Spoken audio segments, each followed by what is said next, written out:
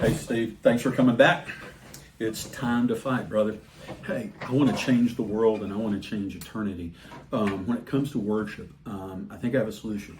I believe I've had the distinct impression, and I've asked myself, is this just ego on my part? And again, I don't think it is. Maybe it's a little bit ego, but I don't think it's just ego.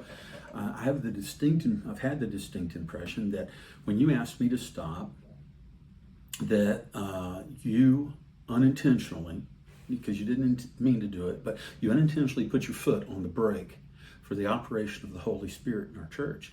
Now, I'm not saying, hey, since you asked me to stop, the Holy Spirit's not going to do anything in our church. That's not what I'm saying. That would be crap, because obviously the Holy Spirit will. But I don't think we have the full flow of the Holy Spirit that we could have, that you would like to have, that I'd like to have, that everybody would like to have in our congregation. Unless, and I think that handling this and dealing with this can help us to achieve the flow we want to have. Well, so where do we go from that? I analyze it. Where do we go from here? I believe we have an opportunity, and the opportunity is, to me, is kind of like a coin. There's two sides to the coin. Maybe, at first I thought of it as two opportunities, but it's two sides of the same coin, I think.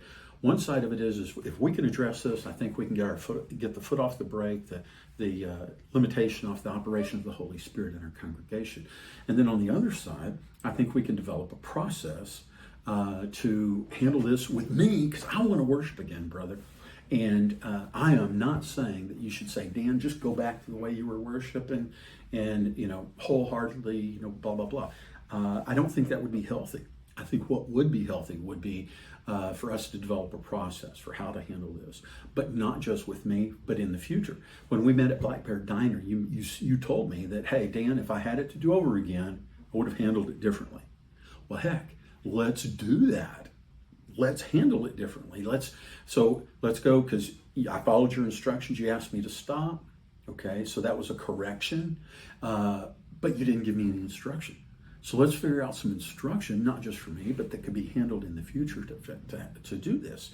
And in a perfect worship service in heaven, your instructions are absolutely correct. In heaven, everybody's going to worship in the presence of God, and they're not going to care what anybody else is going to think.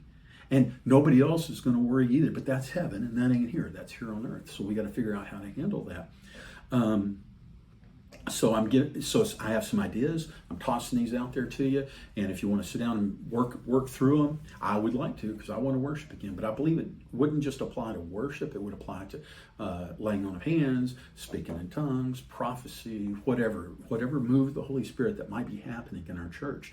I believe that an approach, having a process for an approach, like maybe asking somebody to stop, and that might handle it.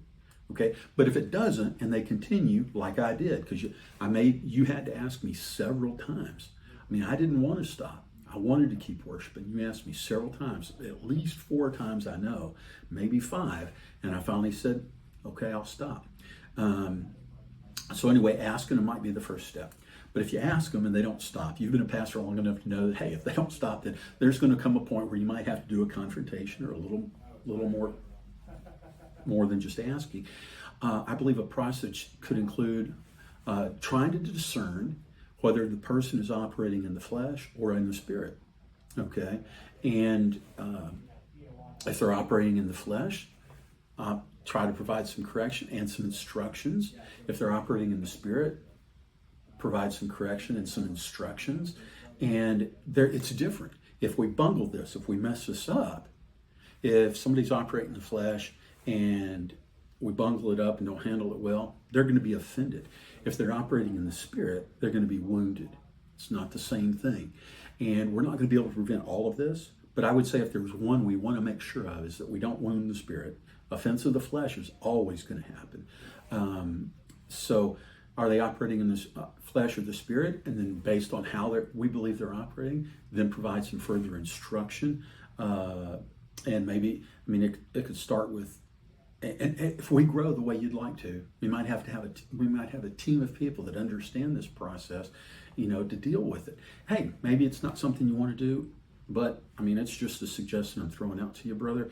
But man, we got to fight like we're the third monkey on the ramp, and Noah's calling for loading time.